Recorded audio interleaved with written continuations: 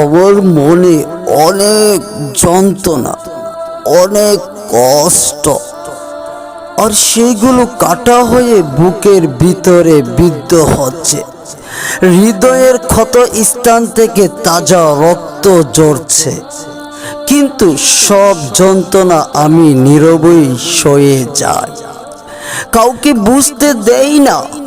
মাঝে মাঝে যখন শহরের সীমা অতিক্রম করে যায়, তখন আমি আর্তনাদ করে উঠি, কিন্তু আমার আহত হৃদয়ের আর্তনাদ আমি ছাড়া আর কেউ শুনতে পায় না।